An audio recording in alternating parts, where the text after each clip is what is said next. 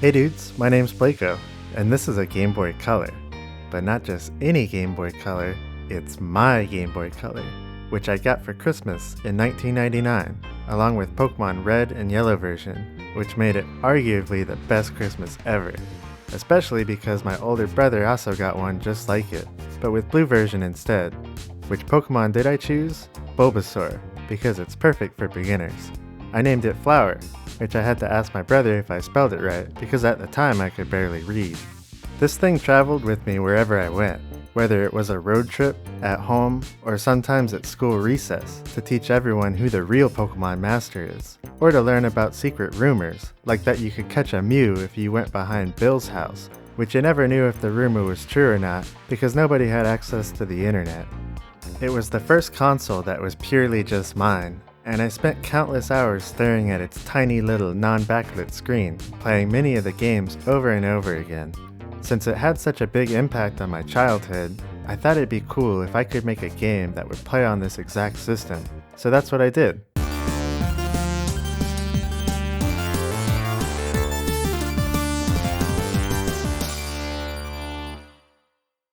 The original Game Boy came out in America in 1989. It was an 8-bit system, and with its sweet-looking gray exterior and dot matrix display, it was like a little handheld NES, but without the color. There were definitely handheld systems before it, but a lot of them had segmented displays, which had a pre-printed overlay, so they really only played one game, like the Game & Watch systems. Of course, the coming of the Game Boy didn't kill off those segmented display handhelds, since they kept getting made as cheap toys long after. The old-school Game Boy was powered by 4 AA batteries, and could last up to 15 hours, which sounds like a lot of time. That's a lot of nuts! But when batteries are expensive and not rechargeable, it's definitely one of those things where you'd have to build up some courage to ask your parents to get some more. In 1996, the Game Boy Pocket came out for $69.99. Nice. Which was basically just a smaller version of the original, but with a black and white screen, instead of the greenish looking one, and took 2 AAA batteries instead, and lasted about 10 hours. It also had a DC port, so you could play without batteries by sitting next to the wall. My Game Boy was the Game Boy Color, which Game Boy Colors didn't come out until November of 1998. It took 2 AA batteries, and could last up to 10 hours. But the most obvious change was the color display, which offered up to 32,768 colors. Internally though, it had 4 times the RAM at 32 kilobytes, 16 kilobytes of VRAM, and a CPU that could run twice the speed of the original, clocking at either 4.19 MHz or 8.39 MHz, so that it could play the original games at mostly the original speed. For making a game for the Game Boy, the CPU is really important, because it determines the instruction set available to use, which for the Game Boy was the Sharp R35902, but it was based on the Zilog Z80, which was also used in a lot of other older systems, like the popular Sinclair ZX Spectrum. And for bonus knowledge, for those that remember running Game Boys on their calculator, the Z80 CPU was used for a lot of TI-80X systems. Alright, so with some history out of the way, how do I make a game for my Game Boy Color? Well, first of all, 1999 was over 22 years ago, and unfortunately, time has not been kind to this little console. It doesn't power up anymore, so let's fix it up. Luckily, Nintendo put this sticker on the back, just in case I have issues with my Game Boy, so let's ring it up to see if they can fix it. Hi, thank you for calling Nintendo. It's the holiday season, and that means lots of questions, lots of calls, and unfortunately, a lot more time on hold today. We want to help you as fast as we can, and our website, support.nintendo.com, can answer most questions right away. Well, it turns out they won't. It even says so on their website. So on to Plan B. There's a number of reasons why an old Game Boy might not turn on. Some of them being an easy fix, and some of them being a lot more complicated. Looking at mine, it looks like the battery contacts are kinda rusty, so let's start there, since if the contacts are preventing the batteries from supplying voltage, then obviously the system won't turn on. One side of contacts is soldered to the board, but in my case, the rusty side is the side that's just press-fit into the plastic shell. Normally people would take apart the case and maybe push it out from the other side, but since the dislike button doesn't do anything on YouTube anymore, I just ripped it out by hand. Then I replaced it with a new aftermarket one by press-fitting it into the case. Alright, let's put some batteries up in there and try this baby out. Well, it turns on and runs the game now, so that's great, but the sound doesn't work, and the D-pad and the buttons feel really sloppy and don't seem to work sometimes. For the audio, I'll just plug in an audio cable since that seems to work, but for the buttons, I got a replacement kit, so let's take apart the Game Boy and replace all the pads inside. To take it apart, you need a tri-wing screwdriver for the 6 tri-wing screws, which you might think you can avoid getting one of those and take it apart some other way, but you must be the new guy. Because that's not gonna happen, and I wouldn't know nothing about that since I obviously didn't lose the tri-wing screwdriver that I bought a few years ago, and then proceeded to try a bunch of different methods beforehand that totally failed and didn't work until I finally caved and just ordered a new tri-wing screwdriver. To get the board out, you just need a regular Phillips head screwdriver for the 3 screws. Then you can lift the board up and take the 3 pads out. One for the D-pad, one for the A and B buttons, and then one for start and select. Here's what the new ones look like compared to my original ones. Alright, so now we just pop those in and put the Game Boy back together. But don't forget to put the power switch in and line up the tabs with the switch on the board. Otherwise, you'll have to take it all apart again and line it back up, which I wouldn't know nothing about that because I totally didn't mess that one up. Okay, so we got it back together, so let's power it up.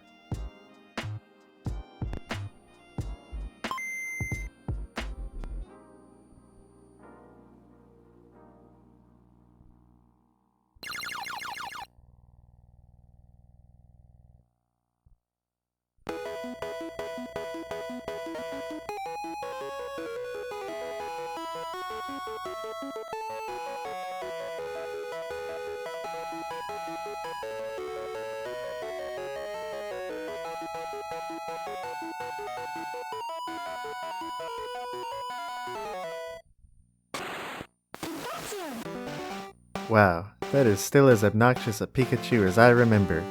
Well dudes, we've completed the most important step in developing a game for the Game Boy, which is to make sure that Game Boy actually works. We can now continue our journey on developing a new game. Well, we Fixed it. sure.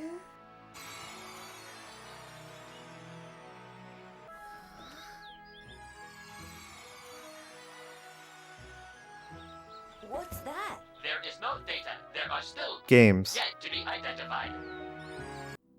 Yep, that's right. Since our game hasn't been discovered yet, we need to actually make it. And to do that, I decided to go with GBDK, or Game Boy Developers Kit, which is a set of C libraries along with the SDCC compiler, which lets you compile C code so that it runs on the Game Boy. There's definitely other options available, and even super easy ones like the drag and drop GB Studio, but I like writing things in C, so that's what I went with. I usually use VS Code for my IDE to write my code in, because it's free and has a lot of great features. Also, I set it up with BGB, which is a Game Boy emulator that has some nice debugging features, so that I can run my code and test it in the emulator by just pressing a button, which really makes development pretty easy. So once the environment was set up, it was time to come up with the game idea for what I was going to make. I figured that since this was my first console that was just mine, it'd be nice if I made a simplified version of Beardy McStrongarm, since that was my first publicly released game.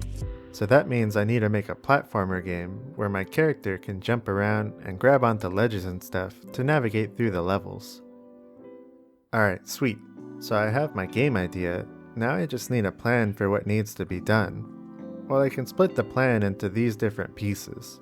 Design a character sprite that can load into the game with animations. Figure out how to move the character. Add a tile set to build levels. Make character collisions with the tile set, ground, and walls work, and apply gravity to the character.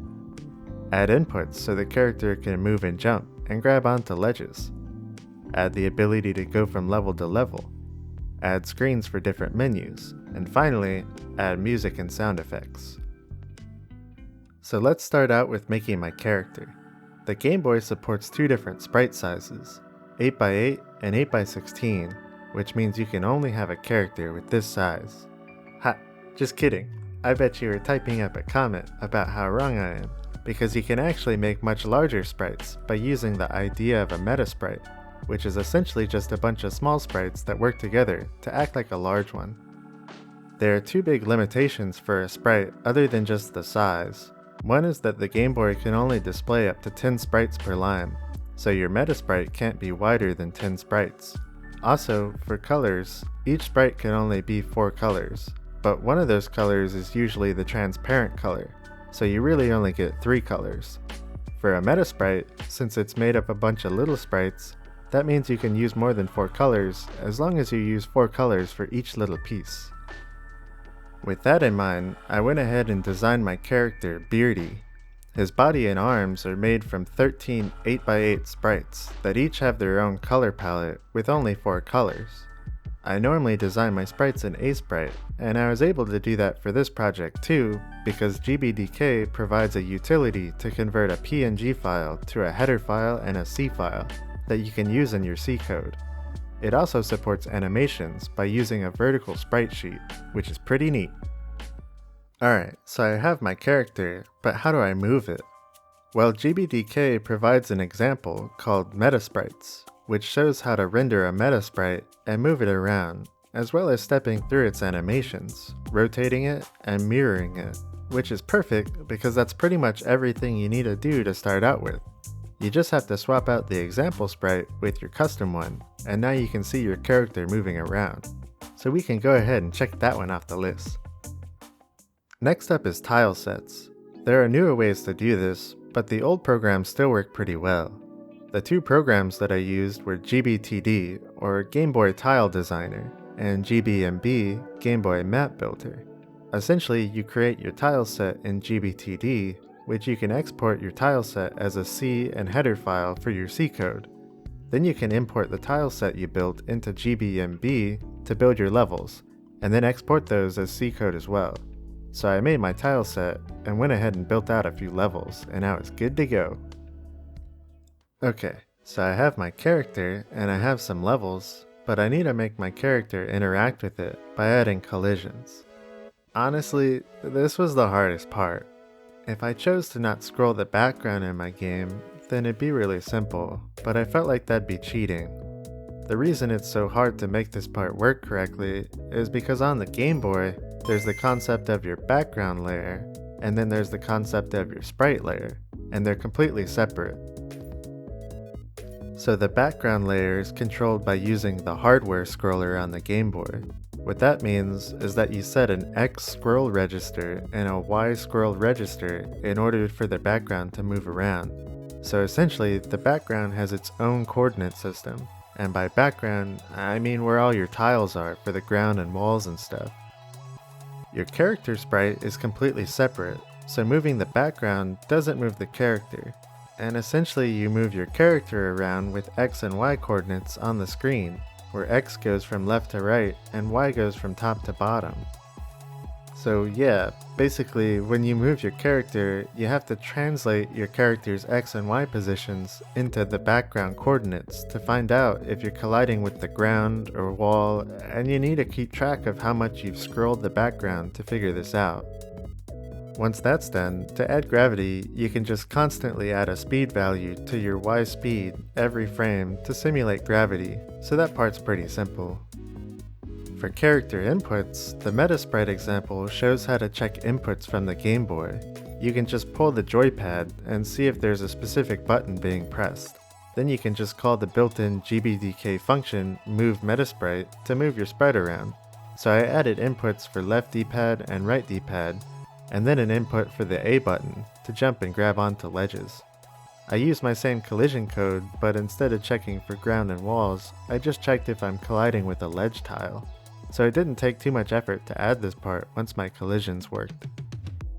Alright, so now that I basically have a fully working level, how do I go from level to level? Well, this game is completely linear, meaning once I complete one level, I just go to the next one and never go backwards. So I added an end gate to my levels so that once my character reaches it, I clear the screen and move on to the next level, which for each level, I init all the tiles, move Beardy to the start position, and then it runs the level while loop. So code-wise, all of the screens and levels in the game are basically just their own little while loop, and once the while loop breaks, it moves on to the next one, which is also how I set up Kiro for the Commodore 64, which was also made in C. Okay, so I can go to level, but what about menu screens? So since this game is linear, and it's a platformer game, where you don't die, then all I need to do is make a title screen, and a screen in between each level, and then finally the ending screen. To make a title screen is a similar process to making a level, since the title screen is just made from a bunch of background tiles, the same way the levels are made. So I arted up a title screen, and that was that. Then I just added each menu screen with their own little while loops, the same way that my level loops are made. So my main function actually ends up looking really simple. Sweet, so the game is really coming along now. So the last part was really just to add some music and some sound effects, which the Game Boy has 4 sound channels, where 2 of them support square waves, the third supports a programmable wavetable, and the fourth is a noise generator. To keep it pretty simple, I ended up just using the first 2 channels, which to use them, you have to set a few different registers that first control which channels are enabled, and then the registers specific to each channel that control the pitch sweep, wave duty, envelope, and frequency, which all work together to make the sound you want. For sound effects, it's really simple, since you just set a sound you want to play and let it play for a few frames. Music is harder because you're trying to hit certain frequencies in time to match the melody that you're looking to play. I ended up porting over the forest theme from the Steam version of Beardy McStrongarm. It's a really simplified version, since I ported each note by hand into my code as an array, and then on a constant interval, I just stepped through each set of notes for my 2 sound channels, and I think it came out alright. There's other ways to do this, like using GBT Player and making your music in a tracker, but I was running low on memory for my game, so I used a simplified approach. Oh yeah, so the game is fully done, and it would run fine in an emulator, but that's not what I'm looking for. So I need to get my game on an actual Game Boy cartridge, so I can play it on my physical Game Boy. To do this, I got the GBxCart RW, which is able to flash Game Boy and Game Boy Advance games. I didn't want to destroy an already existing Game Boy game, so I got a reproduction cartridge to flash my game to. The one that I got was a little overboard because it has 2 megabytes of storage and a battery for saving, which my game doesn't really need either of those, since it's not very big and doesn't save. Alright, the time has come to relive my childhood dreams by playing a game that didn't exist during my childhood. I've been waiting such a long time for this exact moment. In fact, for each moment in time, I've waited my entire life, because that's how time works. So all that's left to do is to place this handcrafted by a machine not licensed by Nintendo Game Boy cartridge into this time capsule of a device that seemingly hasn't been affected by time at all, except for that it has, because it absolutely doesn't work as well as it used to. Without further ado, here's Beardy McStrongarm, Trial of the Beard on my Pokemon Edition Game Boy Color.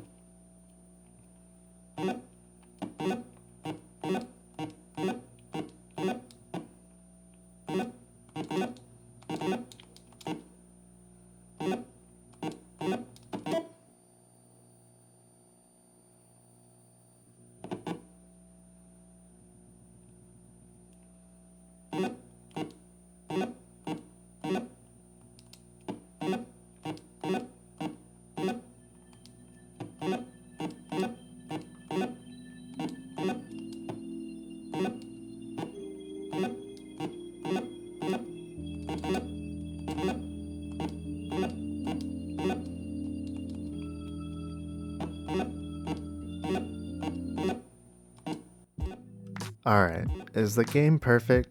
No, definitely not. But turning this thing on for the first time and seeing something that I made run on a device that I spent countless hours playing as a child really sent me back to that excited kid on Christmas morning in 1999. I'm proud of the final result, and at this exact moment in time, I can claim that I made the newest and the last Game Boy game ever created. Until someone else makes one. Anyway dudes, if you liked this video, you might like my other video where I ported my Steam game to Commodore 64, or you might like my current devlog series for my game X Versa. Alright, well anyway, that's it, so see ya dudes!